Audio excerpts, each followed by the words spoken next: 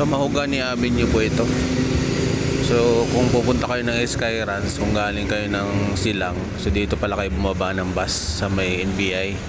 So crossing siya ng De Los Reyes Street and Mahogany Highway. So ayan po yung mga jeep na yan. Karamihan po dyan kakanan dyan papunta ng Skyruns. So kasi bawal po kasi dumaan na din yung mga jeep na galing ng Olivares. So kung galing ng Alfonso, so dito pala sa kumakanan. So dati kasi dun sa may police station sa kabila eh. So ngayon nandito na pa sila kumakanan. Ayan po makikita nyo. And then yung papasok ng Crisanto de los Reyes po na yun, ayun yung papunta ng Amadeo. So dun po ako bumaba kanina. So ayan po, kung may magtatanong na papunta Skyruns na mas mura, dito kayo bumaba kung galing kayo ng Metro Manila.